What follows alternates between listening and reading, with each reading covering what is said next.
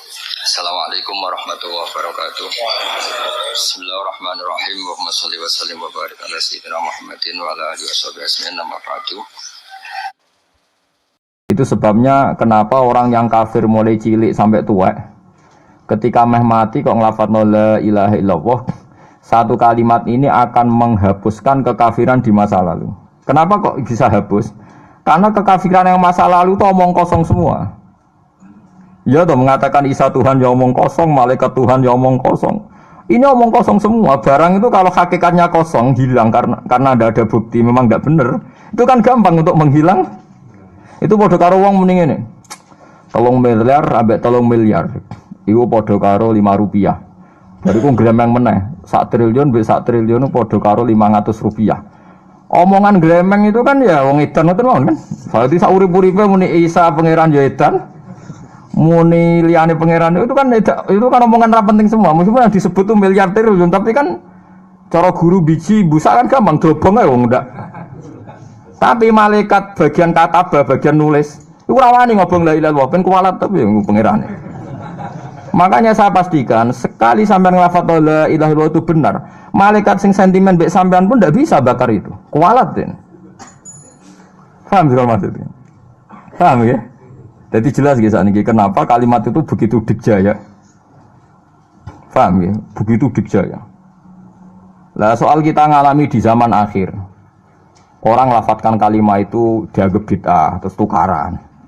Ya kita semua ngalim bingung, kalimat itu salah apa, dianggap napa bid'ah. Wong kalimat disifati thayyibah, sing lafadzno dihukumi nglakoni bid'ah. Lah sing diarani bid'ah ya ora trimo pisan, malah gawe hadis palsu. Fadilail wiridani malah palsu hadis. Sajane cara padha warase ngoten ora perlu debat bulet ngoten.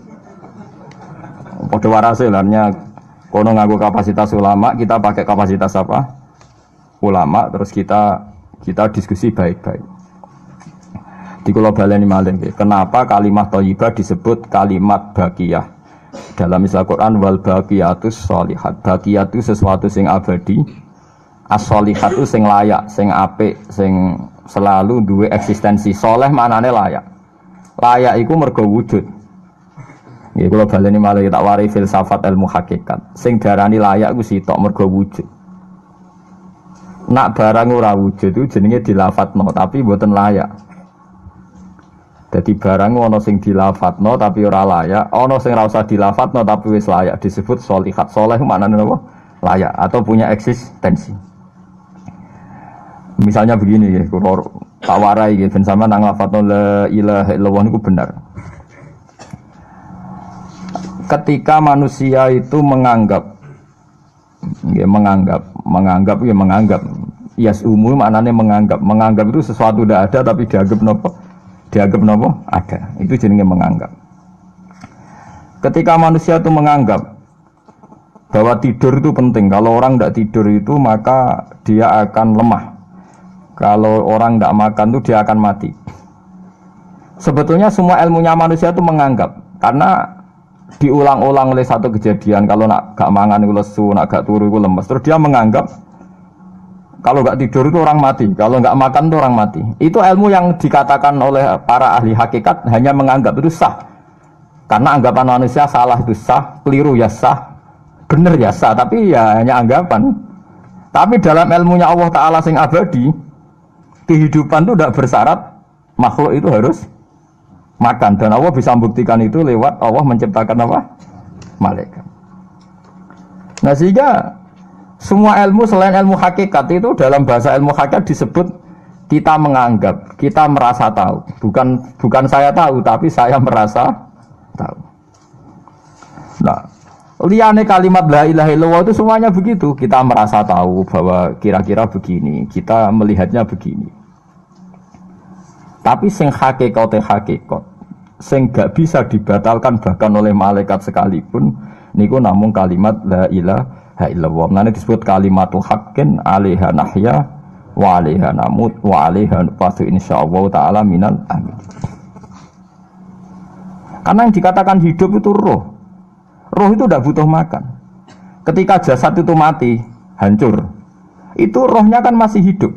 Dia pindah di alam ulya sana. Roh itu hayat, hayat itu dari kata roh. Roh itu maknanya hidup, hayat maknanya hidup. Roh dan hayat ini satu sistem yang kita tidak tahu, yang tahu hanya Allah. Ini tidak butuh makan. Sing butuh makan, butuh utang, butuh bodoh niku jasad. Paham nggih? Roh ora tau utang, ora tau gadekne BPKB, paham nggih? Enggak melo-melo dia. Makanya ketika jasad kakean pola itu roh nyesal. Kok ngatasnamakan saya demi hidup sampai direwangi utang-utang wong, direwangi uripe bulat.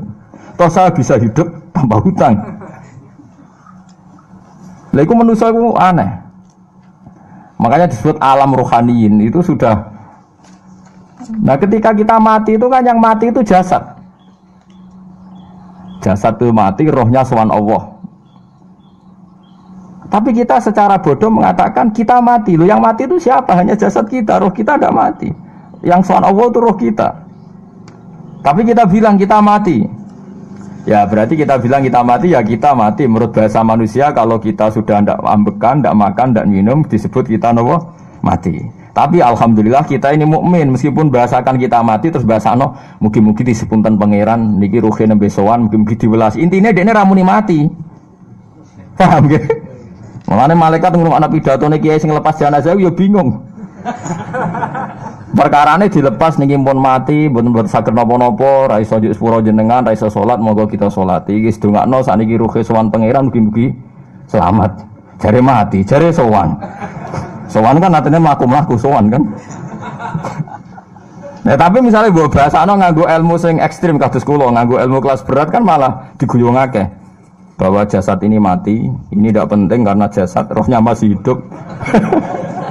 Maka kita tidak perlu nyolati mayit karena tidak pernah ada mayit karena rohnya masih hidup. Wah, kan dianggap edan bareng kan. Makanya sebaiknya orang ilmu hakikat itu tidak perlu jadi kiai. Semoga kayak kula jadi ulama tapi rasa jadi nopo.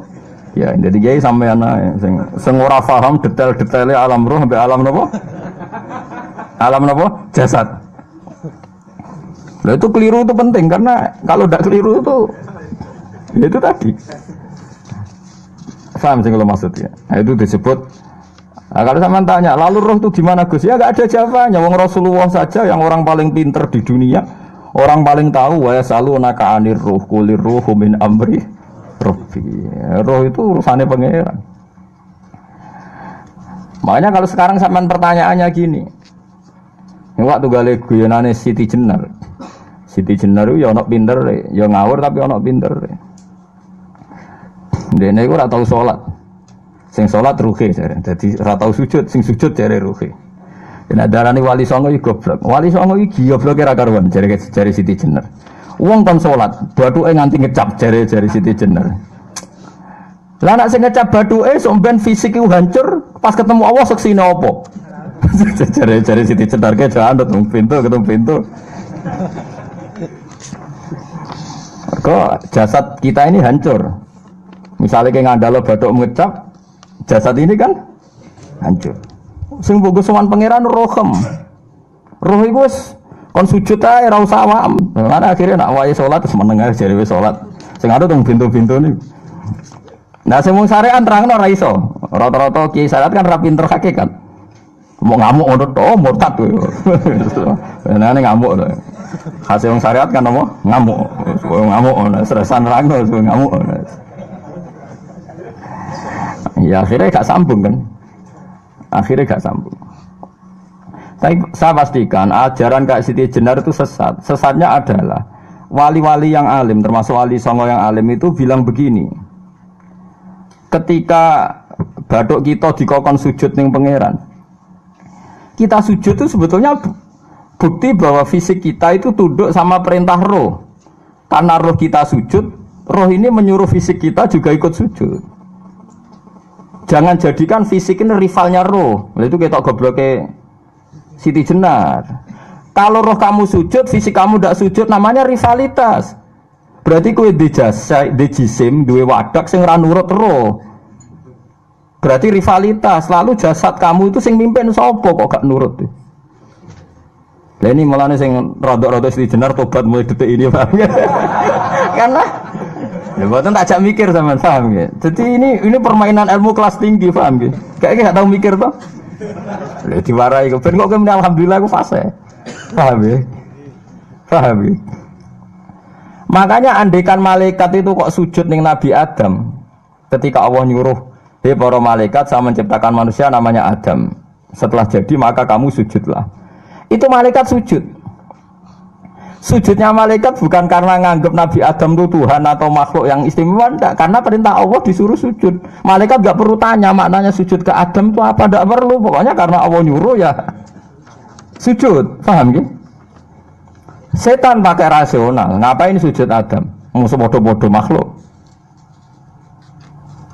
Mulane ana aliran sing sesat malah darani malaikat sama iblis itu tauhidnya tinggi iblis. Karena malaikat diuji disuruh sujud sama Adam, makhluk mau, terjebak dia sama permainan Tuhan. Dari malaikat terjebak tes-tesane pangeran. Iblis luwih pinter perkara nek ora gelem sujud. Berarti dekne mau gelem sujudnya namun kalian Allah. Lha kok wong sesat kok. Wong kok nganggur nganti ngono, maksudnya mikire iso ngono. Mulane sing do diutang dosa luwih apik timbang sing dipikiran ngene iki, paham ya? Paham ya? Jadi malaikat terjebak permainan Tuhan, jadi dites gak lulus. Jadi. Itu ngeri kalau nuruti alin-alin ngoten. Yang benar adalah setan itu dianggap keliru. Karena dia tidak punya otoritas pikiran. Dia ini ora wujud. Hakikatnya setan malaikat gak wujud. Wujudnya diwujudna Allah. Nak wujudnya diwujudna Allah, apa wae sing dadi dawuh Allah kudu sami'na wa ata'na. Karena dia tidak bisa menjadi rival Tuhan. Makanya kalau kita diperintah Allah langsung lakoni, gak usah gawe rivalitas. Mulai paribasane ke kon mangan wis sareng nek Allah ngutus mangan wis mangan ae. Nang kok wargen wis wis pokoke mangan. Nek kon mangan ya ora mangan, pokoke kon nurut. Nah itu kelirune Siti Jenar.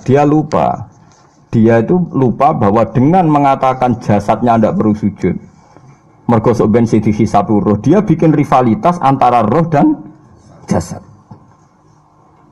Mula nate maca aliran Siti Jenar mulai yang versi Arab sampai versi tulisannya wong-wong bingung-bingung itu, sing luwih bela Siti Jenar timbang Wali Songo. Bahkan dalam cerita itu seakan-akan Wali Songo kasut mergo jare Siti Jenar dipateni wangi terus ganti asu macam-macam lah cerita ngono. Mula nu peneliti ra kabeh, kula ra koyo Ki Mustofa niku ora apa ya ngono. Gak jelas roe tapi jelas dadi kiai ne ndekne.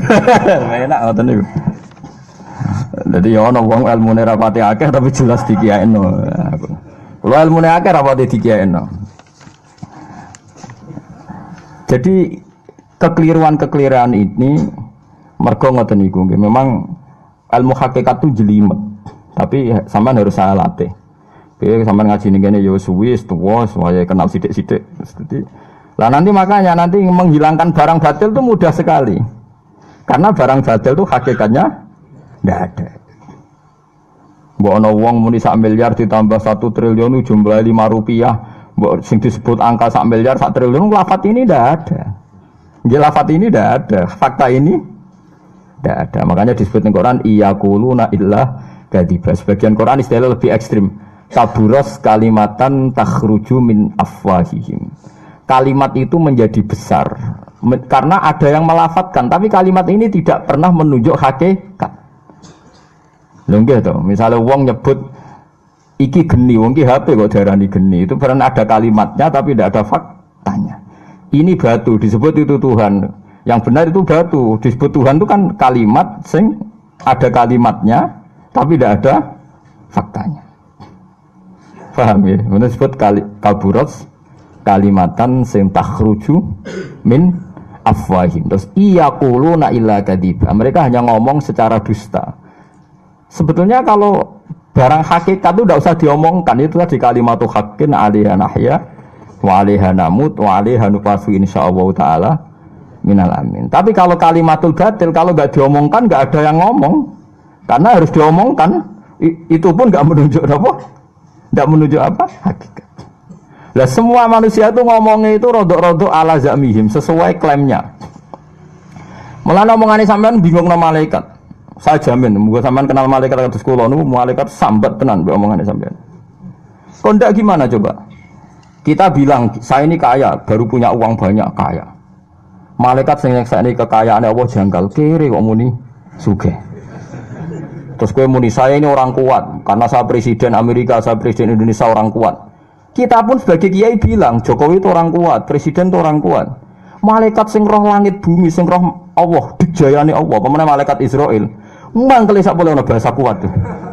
Ah semane tak protes ber kok iso muni kuat itu kuat apa nih?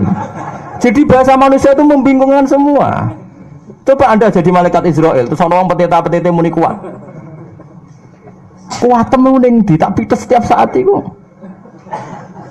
Jadi bahasa manusia itu membingungkan semua. Makanya malaikat itu kuat yang uang ngomong gak jelas. Nah, makanya mereka nggak dianggap temannya malaikat. Karena tidak wali, dia tidak tahu ilmunya malaikat. Lah wali itu tidak pernah terjebak omongan itu. Disebut ala inna auliya Allahi la khaufun alaihim.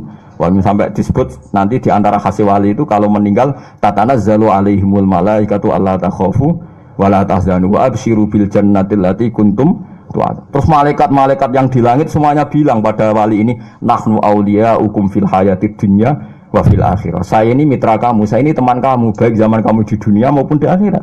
Karena bahasanya wali dengan bahasa malaikat itu sama.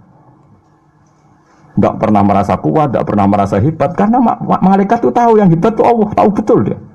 Apalagi temannya Israel tahu betul. Paham ya? Olah wali yang ngono bahasa disiga sambung. Disebut nahnu aulika agak tahu tuh paham Quran kados kula. Lah mulane ngaji wis kerepean lah pokoke paham. Lah bahasa manusia enggak wali itu bingungkan malaikat karena tadi kita bilang presiden itu orang kuat.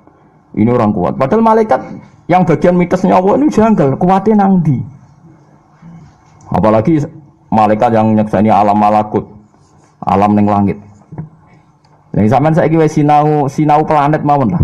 Planet Mars itu kayak gini, Platurus gini. Delok bumi planet paling kecil. Wong bumi planet paling kecil kok penduduknya paling kuat tuh piye kamu sih? Paham ya?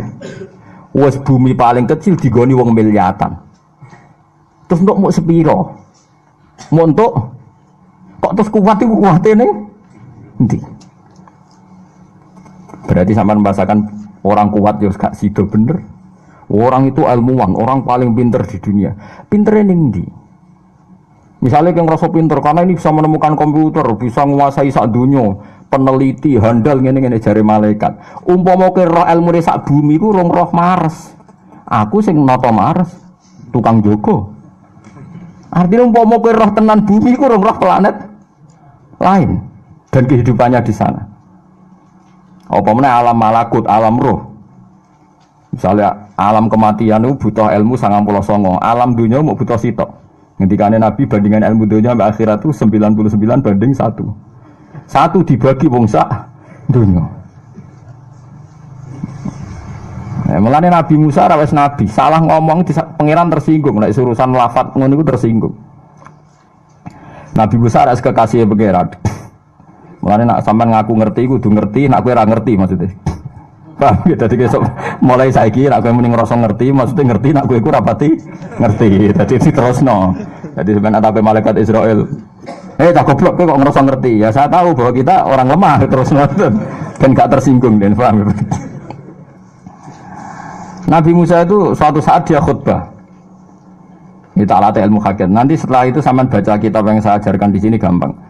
Khutbah dia karena merasa alim betul. Ada orang tanya, ya kalimah Allah ya Musa, man a'lamu ahlil ardi. Padahal yang tanya itu sudah benar. Man a'lamu ahlil ardi. Menurut Anda orang paling alim di dunia itu siapa? Fil ardi yang di bumi ini siapa? Pertanyaannya kan, siapa yang paling pintar di bumi ini siapa? Nabi Musa jawab ya ana saya. Itu pangeran tersinggung.